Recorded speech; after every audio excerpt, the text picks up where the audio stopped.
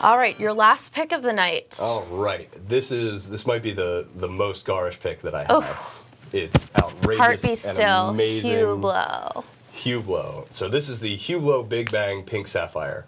Now, I know you said this one's a little colorful for your taste. For my taste, I think it's so fun. I can hardly contain myself. It's bright. It's, you know, like I said, it's garish. It's ultra sporty.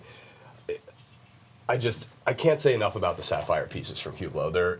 They're exciting in the sense of, yes, it's not your traditional watchmaking, and that's what makes them exciting. You know, admittedly, I'm a slave to the classics. I love all the classics. Every now and then I'll find a modern watch that I like, and every now and then I'll find a modern style that I think is outrageous.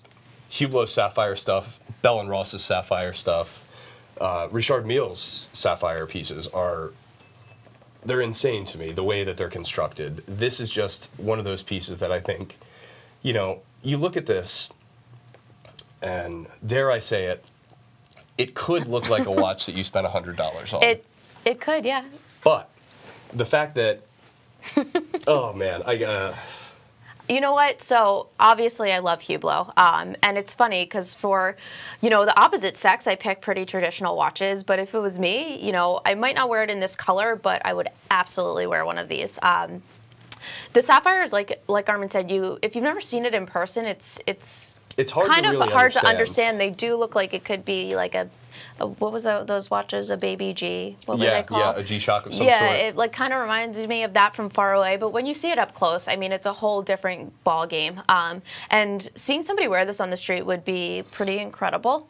You know, it's super fun. It's super out there. I feel like it would be a great addition to somebody's collection. If you have the means to do it and to have something fun like this, why not? I would definitely rock it, and I'm with you. Like, it doesn't do it justice to see a picture of it. You've got to see them in person. You have to see it in person. It really, there's nothing to be said about the finishing in person. Yeah, and you know, I always say this about these sapphire pieces. They're innovative, they're cool. There's not that many other people, you know, I've got this Bell & Ross on tonight, but it's not even the same thing. You know, it's so unique and it's so fun, and it's something that's going to make you stand out. I could definitely see myself wearing something like this. It's something I love the piece. You would expect to be ridiculous in a bad way, but then when you get it in your hand, it's ridiculous in the only way that you want, which is the best way. And oh man, I have such a soft spot in my heart for these Sapphire Unico style watches. I'm with you. I love it. I think it's a great pick, and definitely something I'd love to see out there in the world. If anybody has one, send over some shots. Yeah, wrist shots, absolutely. Yeah, I'd love to see this out in the wild, as we like to say. All right, so my last pick is something a little different. Something I really love about watch collectors and being in the watch world is when you go out and you see somebody wearing something that's like kind of off the beaten path, something you wouldn't expect. It's not a Submariner, it's not a Speedmaster, you know, it's just something a little different. So I picked a Zenith El Primero Chronomaster Skeleton. I love the design of this watch. I love the skeleton dial. I love, you know, the carbon fiber strap. I love the case. I love everything about it. And it's one of those pieces that if I was out and about and in a bar and I saw somebody wearing this would like impress me almost more than a Patek 5990 or some expensive watch. You know, Zenith is a premier manufacturer. They make an incredible movement. Doing a skeleton dial is you know, it's special. It's something really cool, and not everybody understands the complexity of doing that kind of thing. If I saw somebody at the bar wearing this, like, I would be next to them all night long wanting to talk to them.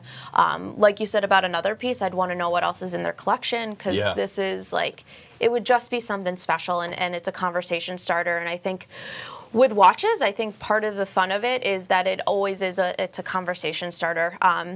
You're wearing it, you know, for that one person that's going to notice and want to have a conversation with you about it. I know people are generally impressed when I can walk out and be like, that's a cool whatever you're wearing. And this would definitely stop me in my tracks if I saw somebody wearing it. Absolutely. And this is a piece that, like what you were saying, you wonder what else is in the person's collection, because this isn't a first watch. It is not. You know, your El Primero 38 millimeter El Primero 1969. That could be a first watch. I could understand if you're super nerdy like we are about it and just super into watches. Yeah. The El Primero movement is legendary, but this is not a first watch to me. This is something that it's a statement piece that you're probably wearing all black. Maybe you have some bright orange shoes or something, and this is the watch that you choose to kind of accent your outfit, or just maybe it is your first watch and you're just really into stuff like this. But to what you were saying about the skeletonized dials, I'm generally not the biggest fan. Really? Yeah. Interesting. Yeah, but it takes a lot to really do a proper skeleton dial, and few brands do it right. There's, a ton of inexpensive, entry-level brands that will do a skeleton dial, but Zenith and the El Primero movement do it very well. The El Primero movement's interesting in a lot of regards, and I think skeletonizing it makes it more interesting because it's,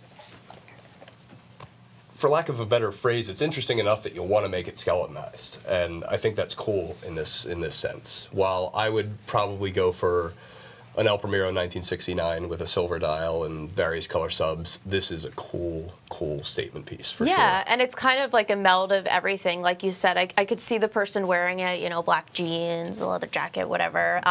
But it's probably somebody that is interested in a movement and is interested in, the art of watchmaking and is not just looking for their average, Rolex. Like I said, it's something a little different. And the style of it's really cool. I think it's a very specific piece for a specific person. And I hope one day I run into somebody wearing it. I hope you do too. Yeah.